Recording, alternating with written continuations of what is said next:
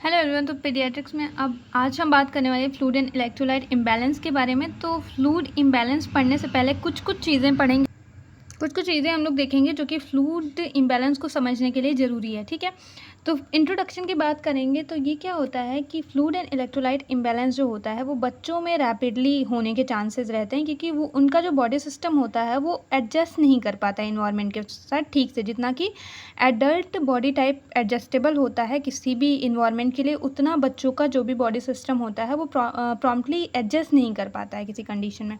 तो इसलिए उनमें जो फ्लूइड एंड इलेक्ट्रोलाइट इम्बैलेंस के चांसेस ज़्यादा देखने के लिए मिलते हैं। ठीक है, तो ये देख लेते हैं कि इन्फेंट जो होता है हमारा, उसका बॉडी वेट का 70% जो होता है वो वाटर होता है। जबकि हम बॉयज़ एंड गर्ल्स की बात कर लें at the end of puberty, तो बॉयज़ के अंदर 60% टोटल बॉडी वेट वाटर होता है और गर्ल्स के अंदर 50%। ठीक है, अब जो बॉडी फ्लूइड होती है वो दो फ्लूइड में डिविजिबल होती है। ठीक है, एक तो हमारा होता है इंट्रासेलुलर फ्लूइड जो कि सेल्स के अंदर रहता है। ठीक है, फ्लूइड जो कि सेल के अंदर रहता है उसको इंट्रासेलुलर फ्लूइड कह देते हैं। ये 2/3 ऑफ टोटल बॉडी वाटर, यानी कि अगर इन्फेंट है तो 70% बॉडी वाटर, तो उसका 2/3 जो होगा वो इंट्रासेलुलर फ्लूइड होगा, और ये फ्लूइड इनसाइड द सेल रहता है, और 2/3 का मतलब 66%। ठीक है, एक्स्ट्रा सेलर की बात कर लेते हैं तो ये आउटसाइड ऑफ द सेल, यानी कि जो भी सेल के आउटसाइड फ्लूइड होता है हमारा उसको हम कहते हैं एक्स्ट्रा सेलर फ्लूइड, और ये 1/3 ऑफ टोटल बॉडी वाटर होता है, यानी कि 33% टोटल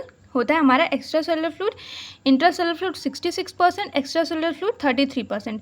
अब एक्स्ट्रा सेलुलर फ्लूइड को भी हमने दो कैटेगरी में बांट रखा है, यानी कि दो टाइप का होता है। एक तो इंटरस्टिशियल फ्लूइड होता है, दूसरा इंट्रावास्कुलर फ्लूइड होता है। इंटरस्टिशियल फ्लूइड ये होते हैं जो कि सेल्स और ब्लड के बीच में, मतलब फ्लूइड जो भी cells between cells and outside of the blood and lymphatic vessel, यानी कि सेल और ब्लड वेसल और लिम्फेटिक वेसल्स के बाहर रहते हैं। ठीक है, ये लगभग 25% होते हैं हमारे टोटल बॉडी वाटर का इंटरस्टिशियल फ्लूइड, यानी कि जो cells outside of the cells and lymphatic vessels के बीच में जो फ्लूइड होता है उसको इंटरस्टिशियल बोलते हैं। जबकि इंट्रावास्कुलर फ्लूइड जो होता है जो कि 7 to 8% रहता है, जो कि ब्लड वेसल्स में बाय, जैसे आपके प्लाज्मा में इंट्रावास्कुलर फ्लूइड होगा, CSF इंट्रावास्कुलर फ्लूइड है, साइनोवियल फ्लूइड इंट्रावास्कुलर फ्लूइड है, लिम्फ एंड प्लूरल फ्लूइड जैसे कि हो गया, और फ्लूइड इन आइज, ये सारे हमारे इंट्रावास्कुलर फ्लूइड होते हैं। राइट, तो अब बात करते हैं फ्लूइड रिक्वायरमेंट्स की। ये भी जानना जरूरी है, अगर न्यूबॉर्न है तो उसको 80 to 100 ml पर kg ऑफ बॉडी वाटर चाहिए होता है, यानी कि 5 kg का अगर बच्चा है तो अगर मैक्सिमम फ्लूइड नीड जो होगी उसकी वो होगी 500 ml। ठीक है, इन्फेंट जो कि हमारा 100 to 150 ml पर kg वेट ऑफ, यानी कि 1 किलोग्राम है तो उसको लगभग 100 to 150 ml डेली का चाहिए पर केजी बॉडी वेट से। ठीक है, 1 to 2 ईयर्स का बच्चा है तो उसको 100 to 120 ml पर केजी ऑफ बॉडी वेट चाहिए, और 2 से 10 साल का बच्चा है तो 75 to 100 ml पर केजी बॉडी वेट के हिसाब से उसको फ्लूइड रिक्वायरमेंट होती है। अब बात करते हैं फ्लूइड इम्बैलेंस की। ठीक है, तो यानी कि फ्लूइड इम्बैलेंस क्या होता है, जब भी बॉडी का फ्लूइड इनटेक हमारा सफिशिएंट नहीं होता ताकि वो बॉडी के फ्लूइड नीड्स को कंप्लीट कर पाए, या फिर ये कह सकते हैं जब भी फ्लूइड इनटेक जो होता है हमारा वो बॉडी के फ्लूइड से एक्सीड कर देता है, यानी कि बॉडी के रिक्वायरमेंट से ज़्यादा या बॉडी के रिक्वायरमेंट से कम अगर फ्लूइड इनटेक हो रहा है या फिर ज़्यादा हो रहा है तो उसको हम फ्लूइड इम्बैलेंस बोलते हैं। ठीक है, ज़्यादा होना भी अच्छा नहीं है और कम होना भी अच्छा नहीं है। ठीक है, तो इसकी वजह से दो प्रॉब्लम अराइज हो सकती हैं, दो तरह के फ्लूइड इम्बैलेंस हम कह सकते हैं होते हैं। एक तो डिहाइड्रेशन। डिहाइड्रेशन में क्या होता है कि फ्लूइड इनटेक कम कर देते हैं हम, या फिर बॉडी में पानी की कमी हो जाती है जिसको डिहाइड्रेशन बोलते हैं। ओवर हाइड्रेशन का क्या मतलब है, फ्लूइड हमारा बॉडी में बढ़ गया है, जितनी हमें नीड है उससे ज़्यादा अगर बॉडी फ्लूइड हो गया तो वो ओवर हाइड्रेशन कहलाएगा। ठीक है, अब डिहाइड्रेशन की बात कर लेते हैं। तो डिहाइड्रेशन क्या होता है, ये state of body water deficit, यानी कि बॉडी वाटर में, यानी कि बॉडी फ्लूइड में हमारे कमी आ गई है, फिर कम हो गया तो उसको हम डिहाइड्रेशन बोलेंगे। डिहाइड्रेशन के हमारे 3 टाइप होते हैं। एक तो आइसोटोनिक डिहाइड्रेशन होता है, यानी कि आइसोनेट्रीमिया डिहाइड्रेशन भी बोलते हैं इसको। ठीक है, इसमें क्या होता है, फ्लूइड लॉस जो होता है वो बैलेंस नहीं होता है by intake. Fluid loss is not balanced by intake, यानी कि पानी पीने से भी यहाँ पे बैलेंस नहीं होगा। वाटर सोडियम लॉस जो होता है, यानी कि सोडियम इलेक्ट्रोलाइट है लेकिन वाटर लॉस और सोडियम लॉस इक्वल होता है, यानी कि जितना वाटर लॉस हुआ उतना ही हमारा इलेक्ट्रोलाइट सोडियम का भी लॉस हुआ होता है इन आइसोटोनिक डिहाइड्रेशन।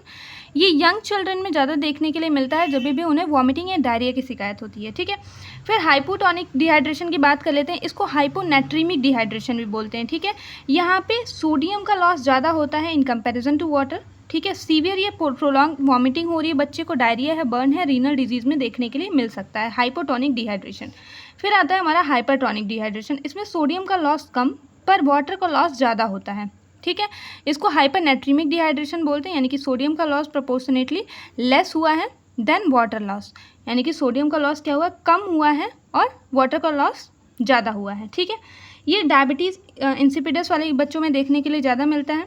कॉजेज़ क्या क्या हो सकता है डिहाइड्रेशन का, सीवियर डायरिया हुआ है बच्चे को, या फिर सीवियर वॉमिटिंग हो गई है, एक्सेसिव स्वेटिंग हो रही है, लो इंटेक है बॉडी फ्लूइड का, या फिर फ्लूइड इंटेक कम है, फीवर हो सकता है, हीट स्ट्रोक हो सकता है, बर्न की वजह से हो सकता है, डायबिटीज़ इंसिपिडस की कंडीशन है, गैस्ट्रोइंटेस्टाइनल सक्शनिंग हुई है अगर बच्चे को कीटोएसिडोसिस की प्रॉब्लम है, या फिर अगर एडीएच आपका एंटी डायरेटिक हार्मोन का सिक्रीशन डिक्रीज कर गया है तो भी हो सकता है, इलियोस्टमी हुई है जिसकी वजह से फ्लूइड लॉस हुआ है आपका, फ्लूइड लॉस हो सकता है, हैमरेज हुई, एक्सेसिव ब्लीडिंग हुई है, डायूरेटिक थेरेपी पे है बच्चा, या फिर हाइपर वेंटिलेशन है तो भी बच्चे को डिहाइड्रेशन हो सकती है। बात कर लेते हैं साइन एंड सिम्टम्स की, तो बॉडी टेम्परेचर बच्चे का इंक्रीज रहेगा, टैकीकार्डिया हो सकती है, थर्स्ट होगी बच्चे के अंदर, प्यास लगेगी बार बार, डिक्रीज यूरिन आउटपुट हो जाएगा, स्किन ड्राई दिखेगी, म्यूकस मेम्ब्रेन आपका ड्राई रहेगा, संकिन आई होंगी, पुअर टरगार बच्चे के अंदर देखने के लिए मिलेगा, और डार्क कलर का यूरिन पास होगा, कॉन्स्टिपेशन हो सकती है बच्चे को, रेस्टलेसनेस होगी, हाइपोटेंशन एंड लेथार्जिक फील करेगा बच्चा। ट्रीटमेंट में हम क्या कर सकते हैं,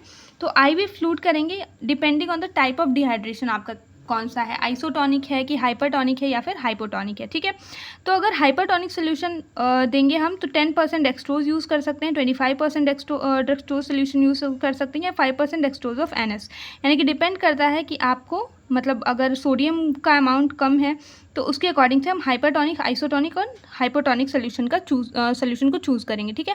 आइसोटोनिक सोल्यूशन में हम नॉर्मल सलाइन लगा सकते हैं, यानी कि 0.9% सलाइन, RL सोल्यूशन यानी कि रिंगर लैक्टेट, एंड 5% डेक्सट्रोज का यूज़ कर सकते हैं। हाइपोटोनिक सोल्यूशन में 0.2 to 5% सलाइन यानी कि 1/4 ऑफ NS और 0.45 सलाइन यानी कि 1/2 ऑफ NS का यूज़ कर सकते हैं। ओरल रिहाइड्रेशन थेरेपी का यूज़ करेंगे यानी कि ORS, and excessive blood loss हुआ है तो ब्लड ट्रांसफ्यूजन भी कर सकते हैं इस केस में, ठीक है। तो आई होप सो कि टॉपिक समझ में आया होगा, ईजी था, एंड थैंक्स फॉर वॉचिंग।